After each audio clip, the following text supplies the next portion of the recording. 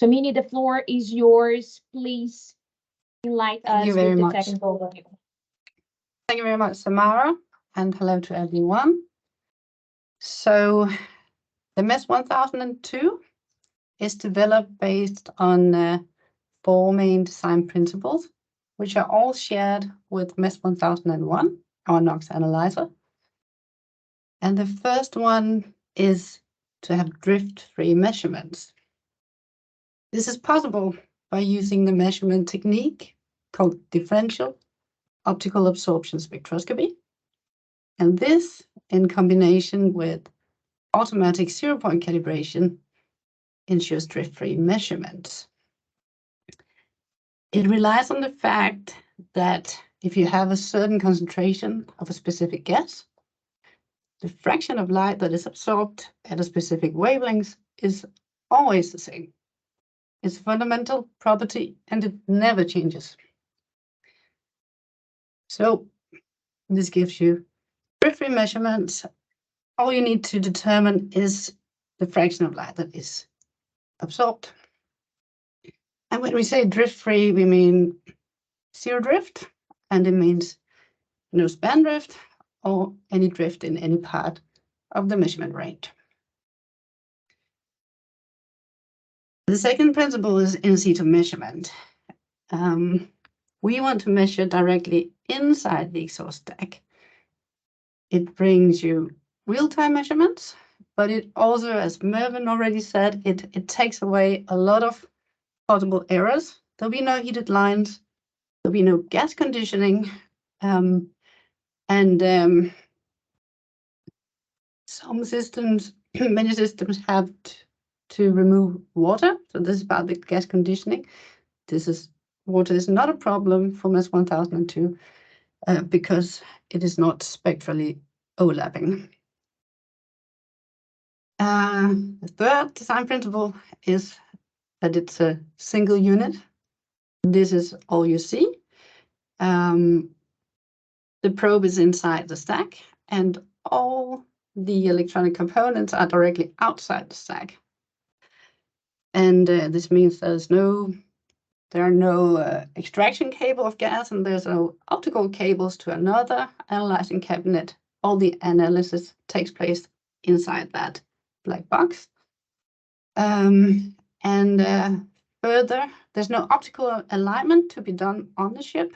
It comes in one piece, and you just put it in, and it works.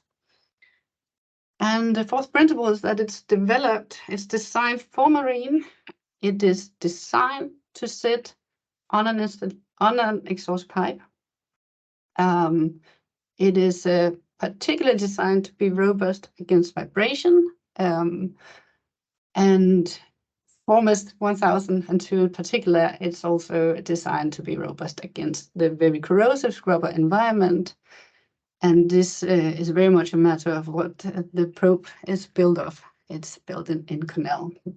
It's also designed to withstand high temperatures in case of a bypass. So when the scrubber is working, the temperature is usually pretty low. So the operating temperature is 0 to 100 degrees, but it does withstand up to 400 degrees in case of bypass. Next slide, please.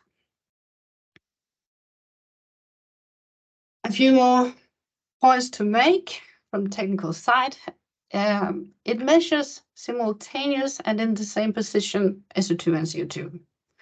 And this means that there are no sampling issues because this is something you have to demonstrate that you actually do. There's also no issues with dry to wet correction. Both are measured directly in the wet exhaust gas. So it has required even more advanced optical design compared to the MES 1002, because compared to MES 1001, because MES 1002 is using additional wavelength ranges for the measurement of CO2. So in this product, we have UV range and infrared range coming together in the same optical path inside the stack, and that has been a bit of has required a bit of design, but we've managed, and it works very well. The probe is 3D printed in metal and in Cornell. That's also quite innovative. Within Danfoss, it's the first metal 3D printed component that is put in series production. And having a 3D print, it's also special because the probe has been developed with 3D printing in mind. So that 3D printing gives you a whole different set of options compared to conventional design.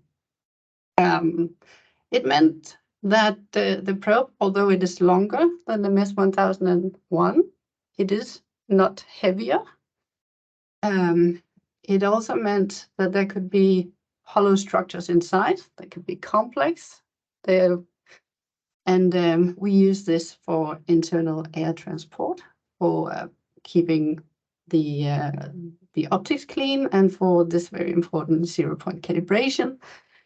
And it also enables you to do all sorts of aerodynamic optimizations that you'd like to do.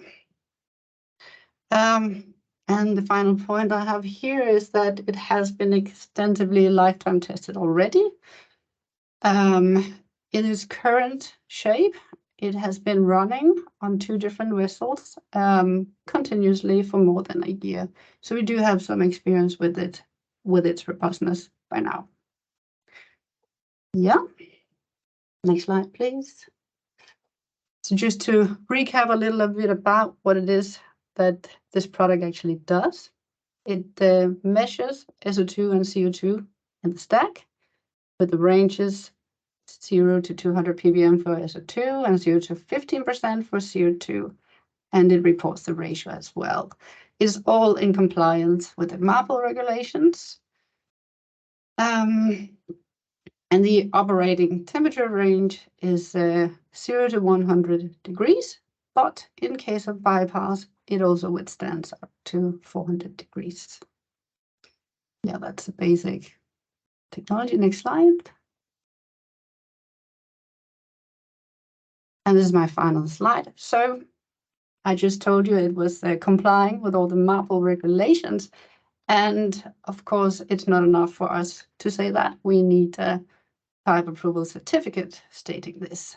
And we are very far in the process, and we're confident that we will have a type approval certificate, including the MARPL certification by DNV within 3 weeks from now. Thank you. That was my last slide.